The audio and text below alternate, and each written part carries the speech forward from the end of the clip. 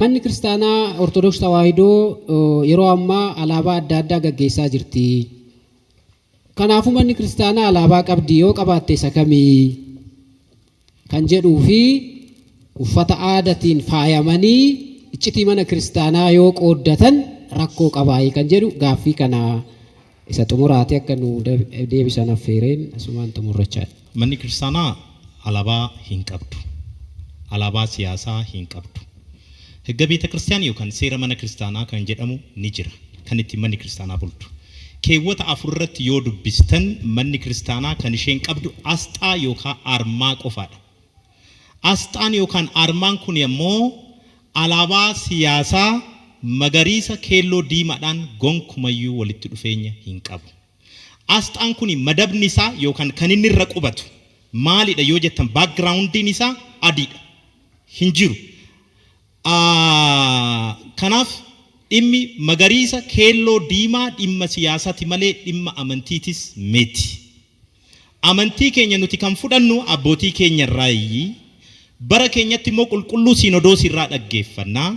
Qulqulluun siinodoosiin seerri manni kiristaanaa qabatamaadhaan mirkaneessa keewwata afur irratti waa'ee alaabaa siyaasaa wanni inni dubbatu hin jiru. Amma gaa qabxiin amma barsiisan kaasanii fi qabxiin duratti ka'e waan walitti dhufeenya qabu fakkaata. Erga manni kiristaanaa yookaan amantiin Minilik irraa nuuf hin kennamne namni maaliif Minilikiin walitti fuudheetoo nu hubataa? Tokkoffaa waan alaabaa siyaasaa otoo manni kiristaanaa hin barsiisin leellisnuuf akkasitti nu hubatu. Kana gaafa dhaabne nu hubachuu danda'u.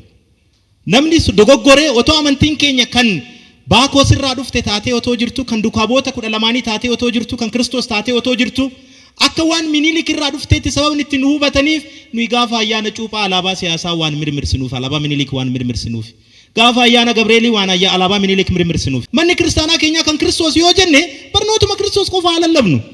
Nuyi guyyaa dhaloota Minilik akka guyyaa qulqulluu dhaloota Taklaa Hayimaanootiitti waan kabajnuuf.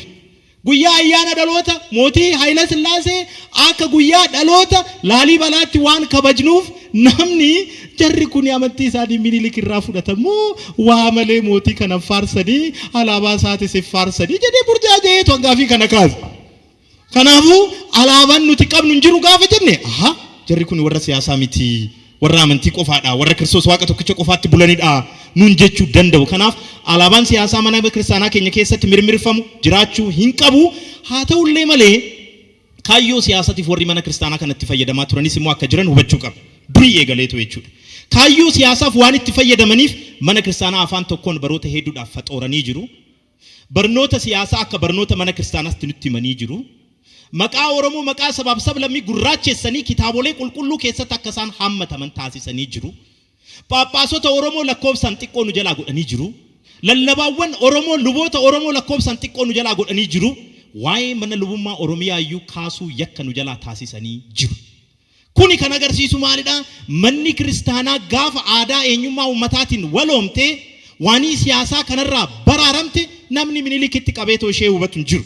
Lakkani Minilik waliin siyaasa waliin hidhatan qabu kan jedhu yoo jiraate barsiisaan yoo barsiisu of eeggannaadhaan barsiisu, paappaasiin, abbootiin hundi isaaniitu mana kiristaanaa ishee qulqulleetti nu barsiisan kana nus gaafa isuma gadi buusne wanni dhugaa ta'e ifatti hubatamuu danda'aadha. Kanaaf rakkoon jiru rakkoon inni muummeen tokko rakkoo caasaati. Caasaan uummataan waloomeen jiru. Accessible miti uummataaf caasaan. Gama afaanitiin, gama aadaatiin, gama eenyummaatiin. Baay'ee gaafiin kun bargaafii abbootii keenyatti bar. Laalibalaan maalidha gaafiin isaanii? Paappaasiin afaan keenya danda'u nuuf haa ramadamuudha. Kan baay'ee nama gaddisiisu seenaa mana kiristaanaa keessatti abbootiin durii afaan uummataatiin barsiisan illee dhawaata immoo inni mujjaan itti biqilee jira, aramaan itti biqilee jira. Dhugaan kun dhokatee jira.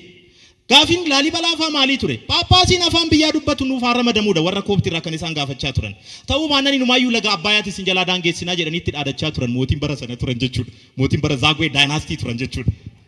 Haga kanaatitti warri biyya Misiraa waanii siyaasaa uummata kanarratti raawwatan warri akka Laalibalaa fi abbootiin baras jiranii ifaan ifatti mormaa turanii jiru. Gaafiin baras dhiyaate maalidha? Paappaasii mataa keenyaa kan afaan keenya dubbatu haa qabaannudha. Har'as gaafiin nuti dhiyeessaa jirru kanumadha. Paappaasii afaan Oromoo dubbatu, paappaasii afaan Walaayittaa dubbatu. Keessattuu eebbifamoon abbaan keenya Abuna Saawiroos kana keessatti shoorri isaan taphatan laayyoo miti. Afaan Oromootiin dubbachuudhaan luboota afaan Oromoo baay'isuudhaan tajaajiltoota afaan Oromoo baay'isuudhaan caasaa keessatti tajaajiltoonni afaan Oromoo akka baay'atan gochuudhaan afaan Oromoo keessummaa akka hin taane gochuudhaan hojiiwwan hojjetaman laayyoo miti kan akka Abuna Saawiroosiin hojjetame. Garuu immoo isaan gargaaraa biraa barbaadu. Abbootiin biroo ida'amuufii qabu. Kanarra baay'achuu qabu. Kanarra baay'inni dachii kana waliin geenya yoo ta'e qunxuraadhaan Oromoodhaaf hin laatinaadha gaafiin keenya. Qunxuraadhaan maaf nu laatama? Lakkoobsi keenya baay'eedha. Dachiin irra jiru baay'eedha. Fedhiin keenya baay'eedha. Manni kun uummata guddaadha. Uummata amantii kana barbaadudha. Maaf qunxuraadhaan laata? Maaf lubni? Maaf waa'ee itti taacaasan waan guddaa kam gaafate? Waan mana kiristaanaa Ortodoksii Oromiyaa Sinodoosii Oromiyaa hin jenne nuti. Mana kiristaanaa Ortodoksii Itoophiyaa jalatti Sinodoosii tokkoon haa bulu jedhamee too gaafa caasaan kun diriiruuf gaafiin kun deebi'uu danda'a. Bara Haayile Sillaasee gaafiin bar mana kiristaanaa keenyaaf deebi'ee bar gaafii caasaati bar. Haga bara Haayile Sillaaseetti bar manni kiristaanaa teenya bar Sinodoosii warra Gibxii jalatti bultiyyuudha bar. Bilisummaa ishee argattee jechaa jirra taanaan ummanni kun afaan isaatiin akka tajaajilamuuf birmadummaa argatee jira jechaa jirra taanaan uummata Oromoo miliyoona hedduudhaan lakkaawamuu lakkoobsan biyya kana ta'uu danda'u maaliidhaaf afaan isaatiin tajaajiluudhaaf caasaa dhaabuun waa'ee ta'eeree kana dhagaafiin. Gaafiin akkanaa gaafa deebi'uu dadhabu namni mana kiristaanaa kana akka dhaabbata siyaasaatti hubata. Akka waan biraa hojjechaa jirtutti ishee hubata. Akka waan garee biraa leellisuudhaaf deemaa jirtutti ishee hubata. Kanaaf gareen siyaasaa ka biyya alaas jiru ka biyya keessaas jiru kaayyoo siyaasaaf mana kiristaanaa tana baroota hedduudhaaf itti fayyadamaa tureera. Dhaloota kanaan ga'eera jechaa jira nuti. Ga'e kana booda gonkumayyuu itti fufuu hin danda'u. Kana booda siyaasni mana kiristaanaa keessatti akka barbaadetti garmaamuu hin danda'u. Kana booda alaabaan siyaasaa hin jiru. Kana booda afaaniin waaqeffachuudhaaf mataan gadi nun cabu. Akkanatti qooma keenya dhiibnee waaqa keenya fuulduratti dhaabbannee afaan keenyaan qaddasuu ni dandeenya. Eebbifamuu ni dandeenya. Waaqeffachuu ni dandeenya. Kun seenaa itti fufuudha malee hawwii miti. Har'a kanan kana jechaa jiru qeerroof qarree dhaloota itti dhufu ka'umsa godhachuudhaan kanatti abdachuudhaan waaqayyoon keenya immoo afaan hundaatiin akka tajaajilu nu angeessuusaa amanuudhaan. Kanaaf rakkoon inni guddaan rakkoon tokko rakkoo caasaati. Rakkoon inni biroo aadaadhaan waloomudha. Aadaa ummataatiin waloomudha. Uffanni aadaa isa waliin ka'a. Namoonni baay'een uffata aadaa keessan uffataniitu gaafa mana kiristaanaa deemtan akka waa'ee akka raawwattaniitti isinitti himu. Caqasa kamirra jira? Aadaa keenya calaqqisiisin kan jedhu caqasa kamirra jira? Mee haa kaasnu waan tokko.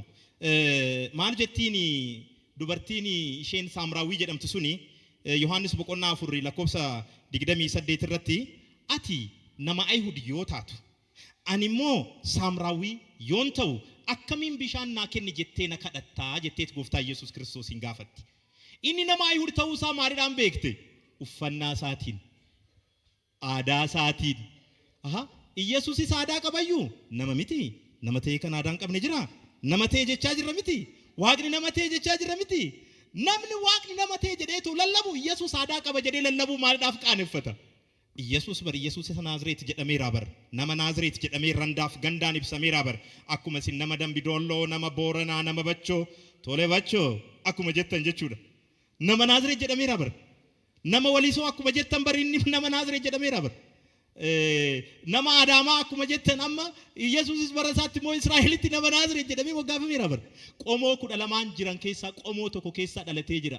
Ayihud qomoo Yihudaarraa dhalate. Gooftaan Yesuus Kiristoos jechuudha. Kanaaf aadaan uffanni aadaa waan lagatamuu miti waan nama jibbisiisus miti. Aadaa sanaanii bari Yesuus Kiristoos guyyaa 8ffaatti kittaanamuudhaaf gara mana qulqullinaatti kan deeme. Yesuus maal godhaaf kittaanamuun innoo waaqa. Maaliif aadaa keenya kabajaa jira kaa? Kakuu haaraa keessatti bar kittaanamuun cuuphaadhaan bakka bu'ee jira bar. Maaf kittaaname ree? Ittiin dhiisuyyuudha? Hin darbatuyyuudha? Maaf kittaaname? Aadaa keenya safeeffata. Indee kiristaanummaan aadaa xireeffatu hin jiru. Eessaa isinitti fidan waan akkanaa? Kuni kaayyoon isaa waan biraati jechuudha. Siyaasadha jechuudha. Waan biraa isinirratti fe'uu barbaadee jechuudha. Of eeggannaadhaan ilaala. Nama uffata aadaa maaliif uffatte isiniin jechaa jiru yoo jiraate inni mana kiristaanaa diigaa jira. Quuqamaaf hin jiru. Gaafa aartanii baatan manni kiristaanaan diigamti kaa? Adiyyootti hafti kaa? Duwwaa taati kaa? Mana kiristaanaa kana keessa Oromoo baasuu barbaadeeti. Oromoon yoo mana kanaa ba'e manni duwwaa ta'a kaa? Kaayyoon isaa mana ona nu dhaalchisuudhaaf didaa nama kanan dhaga'inaa gonkumayyuu jechuudha. Didaatu aadaa keessaniin faayeffama uffata keessan uffadha. Inumaayyuu manni kiristaanaa aadaa hawaasa tajaajiltuu kabajuu qabdi. Lallabaan yoo lallabu aadaadhaan uummataa wal fakkaachuu qaba. Yoo haasa'u uummataa wal fakkaachuu qaba jettanii barsiisaa sibkazadee irratti hin barsiifne. Aadaadhaan waliin fakkaanne taanaan lallabaa eenyu dhaggeeffatare malli lallabaatu kaduma jechaa jira bar. Eenyu isa dhaggeeffatu homtuu isa dhaga'uu hin danda'u. Kanaaf gama uffata aadaatiin wantoonni ka'uu qaban akkanaan hubatamuu qabu waan tokko isiniif haa kaasu. Maarqos barsiisaan wangeelaa barreessaan wangeelaa biyya Gibxitti yommuu barsiisutti jechuudha.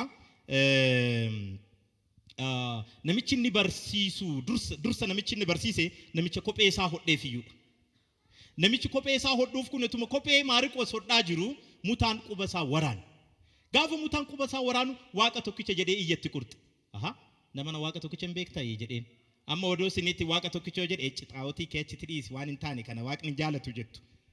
እና እግዚአብሔር እንጀነ ታናን ይናመኑ ሲምብረት ዮካ ጋድ እንጀነ ታናን ይናመኑ እንተው ዋጋ ቶኪቸ ዮጀቱ ማል ጀቹ ኬቲ ጀተኒ ጋፈቹ ወይ ዮ አመልኒ ዋጋ ቶኪቸ ጀዴቶ ይብሲሱኒ ከነሲናም ጀተን ከና ወለት ዱፈቴ ረኮን ቀም ከናፍ ዋጋ ቶኪቸ ጀቴቶ ካቲ አመንቱ ኩኒ የኙ ዳይደን ካከነ ጎዱ አቦቲ ኬኝ ከናከነት ዋቂ ፈተና ከናከነ ጀናኒ ኢኒ በርፎን ፈቴራ ጀዴ ማርቆስ ኦቶ ዋታ ከንደደብን ጀቹ ከናፍ አዳን ሁምና አከናን ይቀባ ኦፍታ ዋቂ ፈዳ ኦፊንታኔ ታናን ዋቀ ወበቹም ደንደሰን ኦፍታ ፈላሰማ ከሰኒን አዳ ከሰኒን ኤኙማ ከሰኒን ኦፍታ ማን ክርስቲያናቱን ተሰን ከነኝት ይዩሚት ከናላጋሚት ከንኩሽ ባኮስ ኩሽዳ ዱሪ የገሌ ሰብኒ ኩሽ ክርስቲያኑማ ረቲ ሁምኒ ንቀቡ ባየ ይፈ በኤ ከሙለቱ ብየ ሱዳን ይራ ካተኒ ቶካሱ ደንደሱ በር ብየ ኑቢያ ዮካ ኑቢያ ጀደኒ ኦሮሞኒ ሃዮኒ ተኮተኮ በረሰን ጋፈላል ተንበር ወሪ ኑቢያ በር